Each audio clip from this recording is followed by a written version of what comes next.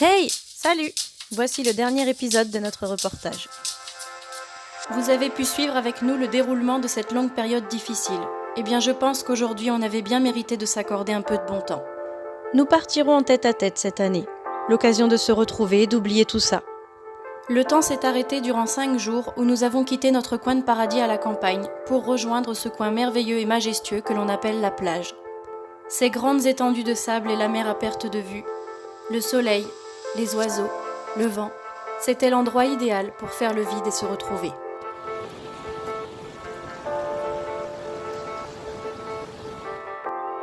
Je crois que je ne saurais pas vraiment vous détailler ce qu'on a vécu durant ces 5 jours. On a beaucoup marché le long de la côte, observé les animaux, regardé le paysage, et par moments laissé tout simplement le vent nous caresser le visage. On s'est émerveillé parfois sur la même image, comme cette méduse que Prince avait repérée dans une petite flaque d'eau à la marée basse, ou ce phare qui lui a fait poser beaucoup de questions à son arrivée, ou encore ces grosses vagues qui font des rouleaux et qui l'attaquent ensuite avec de la mousse blanche, mais qui attaquent aussi parfois la caméra, alors on court vite la sauver. Tous ces merveilleux moments partagés, aussi fous les uns que les autres. Il y a aussi ces longues balades, à pied ou à cheval, sur des kilomètres de sable, avec la plage rien que pour nous, car il n'y avait personne. On oubliait tout. On a joué les égoïstes et on ne pensait qu'à nous. Si le paradis existe, alors nous avons probablement passé quelques jours là-bas. En tout cas, dans les yeux de Prince, c'était son coin de paradis. Et me concernant, il était dans tous ces instants magiques. Le bruit de ses pieds dans les vagues, ses yeux et son souffle dans le vent. Le bruit de ses petits pieds qui claquent sur le sable. Quand je ferme les yeux, je les entends encore.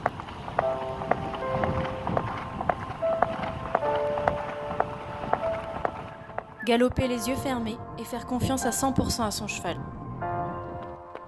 Il faudrait être fou pour ne pas s'émerveiller dans des moments comme ça. Et galoper aussi pour tous nos autres chevaux qui n'ont pas eu la chance d'y aller. Se contenter de rien mais être riche de tout. Être libre, respirer, vivre, rire et faire des bêtises comme on a l'habitude de le faire. Parce que la vie est tellement belle quand on a déjà tout ça.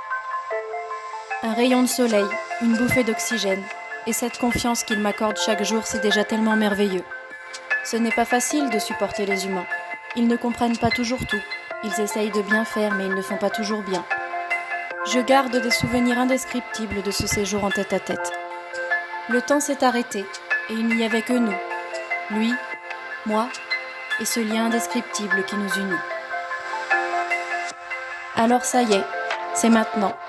Comme un livre qui se ferme, on referme les portes de nos complications pour regarder vers de nouveaux horizons. Je tiens à remercier tous les professionnels qui sont intervenus pour le bien-être et la santé de Prince, mais également toutes les personnes qui m'ont suivi et soutenu moralement dans cette période difficile. Car c'est aussi grâce à vous si nous en sommes arrivés là. C'est avec beaucoup de reconnaissance et tout notre amour que l'on vous dit merci.